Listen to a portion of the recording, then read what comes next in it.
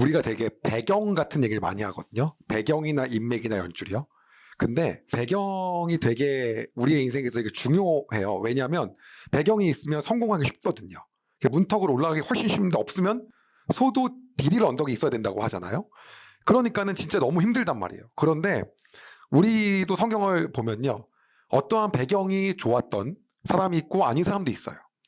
근데 우리가 이 부분을 한번 봐야 되는데 여로보암 있잖아요. 북이스라엘 왕 여로보암은 어떠한 좋은 배경이 있었냐면 이스라엘 평화를 갖고 있었어요. 그러니까는 굉장히 곡창지대가 넓은 거예요.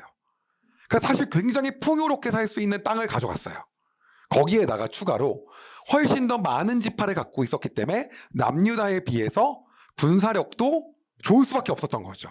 그래서 사실 북이스라엘이 나눠졌을 때 그렇게 나쁜 건 아니었어요.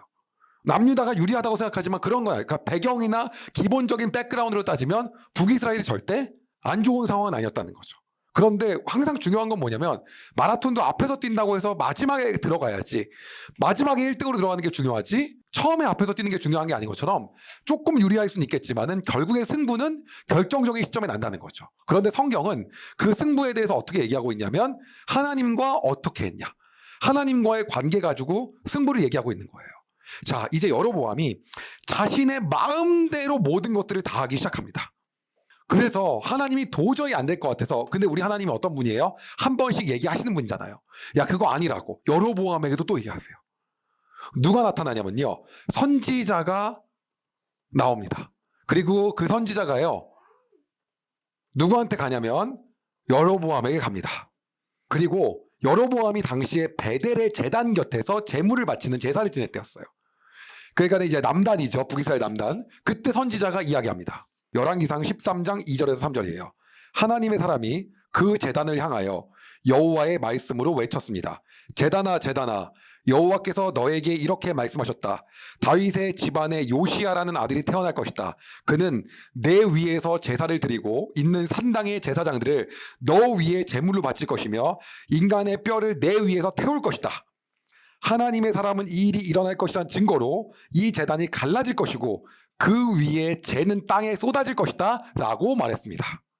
그러자 여로보암은 저 건방진 선지자를 바라보면서 저놈 잡아라 라고 했지만 잡아라 라고 하는 순간 팔이 마비가 됐어요. 안 움직이는 거야. 이미 여기서 사실 무릎 꿇어야 되는 거예요. 팔이 안 움직여. 그리고 제단이 갈라집니다. 그리고 막 재가 쏟아지는 거예요. 그러자 여로보암이 선지자한테 매달립니다. 제발 나를 위해 기도해줘라. 내가 이러면 안 된다. 그러자 선지자가 기도해주자 팔이 다시 움직여요. 그리고 그 선지자는요 돌아가요. 여로보암이 음식이라도 대접하겠습니다 그럽니다. 하나님이 나한테 여기서는 절대 아무것도 먹지 말라 그랬다. 그러면서 돌아갑니다. 문제는요 여로보암이 아무것도 안 바뀌었다는 거예요. 우리의 인생에서 하나님이 여러분의 신호를 줍니다. 그때가 굉장히 적기예요. 근데 안 바뀌어요. 그리고 놀라운 일은요 그 선지자가 가는 동안에 베델에 있었던 또 다른 늙은 선지자가 있었어요. 방금 기적을 일으킨 선지자 말고 늙은 선지자가요. 기적을 일으킨 선지자가 이런 일을 했다라는 걸 그의 아들로부터 듣습니다. 듣고 나서요. 내가 그 선지자를 만나야겠다. 그리고 달려갑니다. 그리고 뭐라고 하냐면 이렇게 해요. 늙은 선지자가. 우리 집에 가서 음식 좀 먹자. 같이 나랑 얘기 좀 하자. 그러자 그 하나님의 사람인 기적을 일으킨 선지자가 정확하게 말합니다. 그러자 하나님의 사람이 대답했습니다. 당신과 함께 돌아갈 수 없습니다. 그리고 당신의 집에 들어갈 수도 없습니다.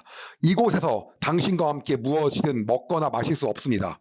여호와께서 나에게 너는 그곳에서 아무것도 먹거나 마시지 마라. 그리고 오던 길로 다시 돌아가지 마라 하고 말씀하셨습니다.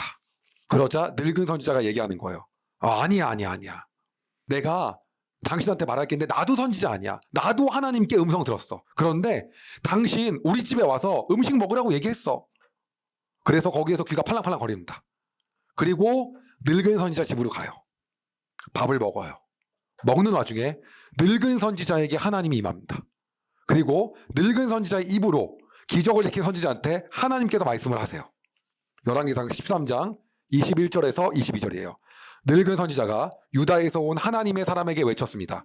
여호와께서 당신에게 이렇게 말씀하셨소. 너는 여호와의 말씀을 듣지 않았다. 너는 너의 하나님 여호와께서 명령하신 것을 따르지 않았다. 여호와께서 너에게 이곳에서 아무것도 먹지 말고 마시지도 말라고 하셨는데 너는 길을 돌이켜 먹기도 하고 마시기도 했다. 그러므로 너의 시체는 너의 가족 무덤에 묻히지 못할 것이다. 어쨌든 간에 먹기를 바치고 기적을 일으킨 선지자는 늙은 선지자의 집을 나옵니다. 늙은 선지자의 배려로 나귀를 타고 돌아갑니다. 그 돌아가는 길에 갑자기 사자가 나와요. 그리고 그 기적을 일으킨 선지자를 죽입니다. 놀라운 거는요, 사자가 나귀를 물어뜯어야 되거든요. 나귀가 멀쩡히 가만히 있고 사자가 그 옆에 있어요. 기적을 일으킨 선지자가 그냥 죽은 거예요. 이 일을 누가 하셨다는 걸 보여주는 겁니까? 하나님이요. 그리고 그 장면을 사람들이 목격합니다. 그리고 늙은 선지자에게 이 소식이 들립니다. 늙은 선지자가 거기가 있는 그 지역으로 달려갑니다.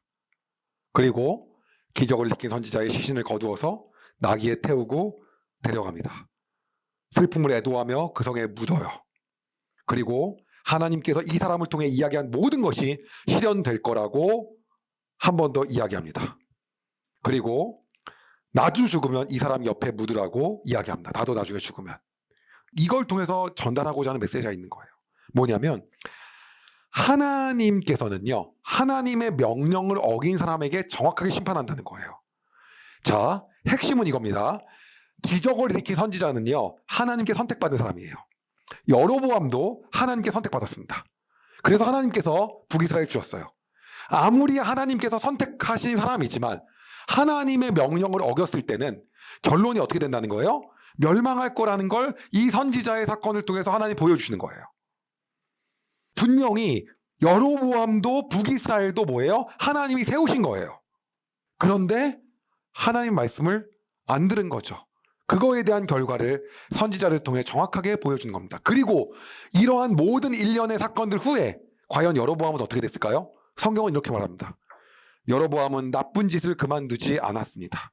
그는 여전히 일반 백성 가운데서 산당의 제사장을 뽑았고 누구든지 산당의 제사장이 되고 싶은 사람은 그렇게 될 수 있게 하였습니다. 이와 같이 여로보암의 집안은 죄를 지었습니다. 그 죄 때문에 그 집안은 멸망하여 땅에서 사라졌습니다. 여로보암에게는요, 아들이 있었어요. 그 아들 이름이 누구였냐면 아비야였어요. 그런데 아비야가 갑자기 병이 든 거예요. 그래서 여로보암이 모든 수를 써도 안 되니까 선지자를 찾아가게 만든 거예요. 근데 여로보암이 좋아하는 선지자가 있었던 것 같아요. 여로보암에게 누구요? 옷을 찢어서 10지파를 너에게 줄 거라고 말씀하신 그 선지자. 그 선지자의 이름이 아이야였어요. 그래서요, 아이야라고 하는 선지자를 찾아갈 것을 이야기를 합니다. 누구에게요? 자기 와이프한테요. 여로보암의 아내한테. 그런데 아내인 척하지 말고 이렇게 변장을 하고 가라고 해요. 아내인 것을 모르게끔 변장을 하고 가라고. 신학자들은 이 부분을요, 여로보암이 죄의식을 갖고 있었다고 얘기해요. 그래서 모르는 척하고 물어보게 하려고. 안 그러면 지은 죄부터 막 얘기할 것 같으니까. 그래서 어쨌든 변장을 합니다. 그런데 여로보암은요, 이 아내를 통해서 자신의 아들을 분명히 아이야가 낳게 해줄 거라고 하는 그 마음이 있었어요. 그래서 막 빵하고 꿀하고 이런 선물들을 잔뜩 실어서 아내를 통해서 가게 합니다. 그런데 문제는요, 그 아이야한테 하나님이 나타나십니다. 그리고 앞으로의 일을 얘기해줘요. 열왕기상 14장 5절입니다. 여호와께서 그에게 말씀하셨습니다. 여로보암의 아들이 병들었다. 그래서 여로보암의 아내가 그 아들에 대해 물어보려고 너에게 오고 있다. 그는 다른 사람인 것처럼 변장하고 올 것이다. 여호와께서는 아이야에게 무슨 말을 해야 할지 가르쳐 주셨습니다. 그래서 여로보암의 아내가 변장을 하고 들어왔는데 이미 하나님이 말씀하셨기 때문에 딱 말한 거예요. 거기 변장하고 온 자네 여로보암의 아내 아니요? 그리고 딱 얘기해요. 내가 할 말이 있어. 그리고 하나님께서 하라고 하는 말을 전달하기 시작합니다. 돌아가서 여로보암에게 전하시오.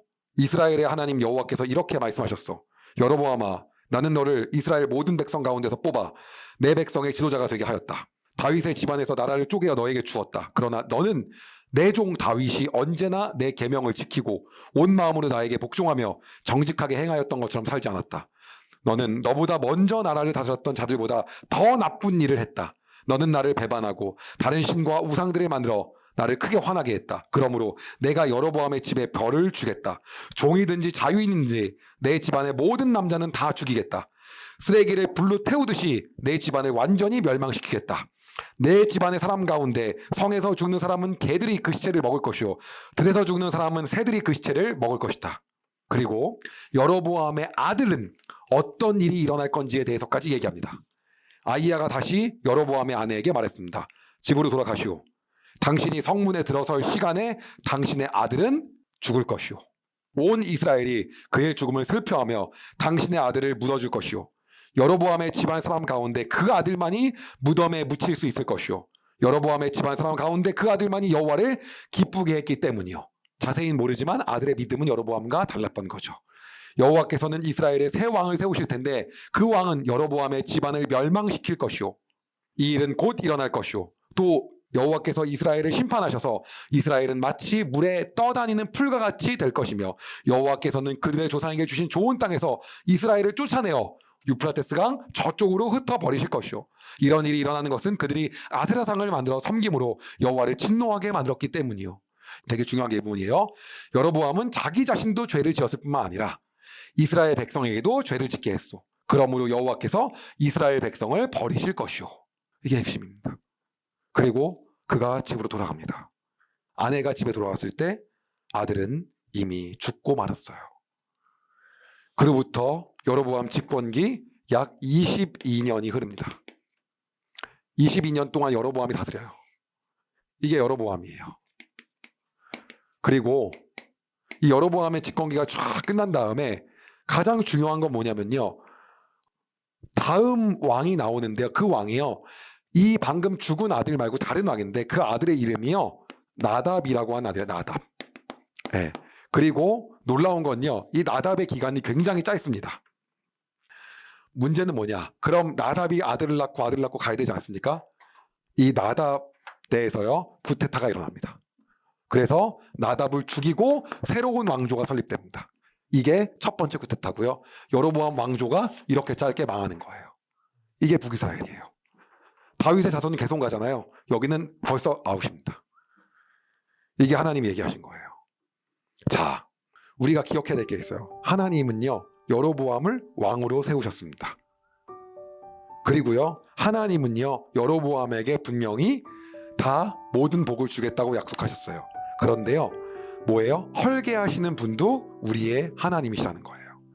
여로보암의 배경이 나쁘지가 않았어요. 하나님이 임하지 않았냐? 그러지 않아요. 여러 번 타일르십니다.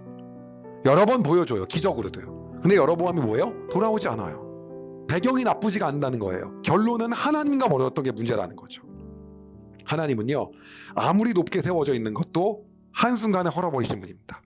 아무리 완벽한 인맥도요, 아무리 중요한 배경도요, 한순간에 없어지는 거예요. 남들이 얘기합니다. 정권하고 인맥을 잘 맺어야 된다. 정권은 계속 바뀝니다. 그렇지 않습니까? 예. 바뀌기만 합니까? 전 정권에 대한 심판까지 있잖아요. 그럼 어떤 다른 인맥은요? 중요한 게 있습니다. 중요한 거는요, 하나님과의 관계 딱 하나예요. 여로보암은 되게 단편적으로 생각했어요. 지금 이스라엘 백성들이 가니까 내가 여기서 무언가 해야 된다. 그러나 하나님은 딱 한 가지였죠. 그 상황에서 순종할 수 있냐.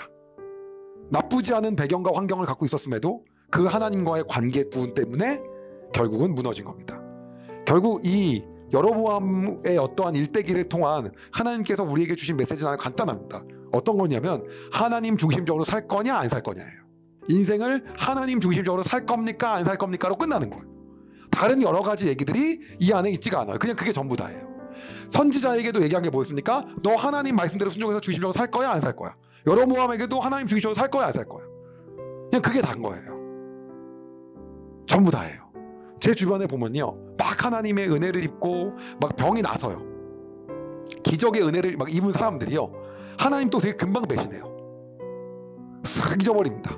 무언가 이번에는 막 이번만 떠나가면 확 잊어버려요. 그러나 하나님은 어떤 분을 찾냐면 하나님 중심적으로 살 거냐 안 살 거냐. 여로보암도 어땠습니까? 제발 살려달라고. 그리고 바로 어떻습니까? 네, 바로 그냥 무너지는 거예요. 이대를 못 가는 거죠. 이게 전부 다예요. 여러분은 어떠한 삶을 살기를 원하냐는 거죠. 결국 우리가 하나님 중심적으로 사냐 못 사냐, 이것이 가장 핵심적인 부분이라는 거예요. 저랑 같이 기도하실까요? 하나님, 여로보암은 하나님께서 선택하셔서 세우셨고 좋은 배경과 인맥도 갖고 있었습니다.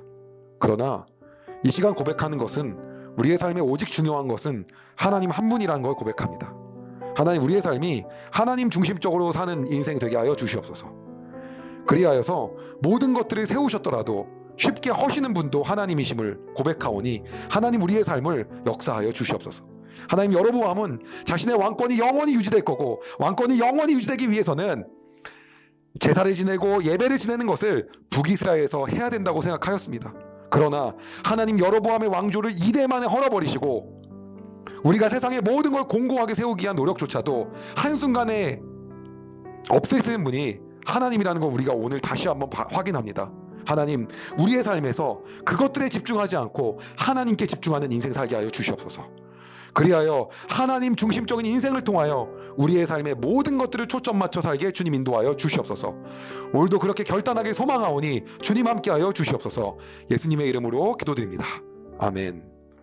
여러분, 은혜 많이 받으셨나요? 이 영상을 통해 더 많은 사람들에게 하나님의 은혜를 공유하길 원하신다면 여러분의 구독과 좋아요가 꼭 필요합니다. 오늘도 여러분의 삶에 하나님의 은혜가 가득하길 진심으로 소망합니다.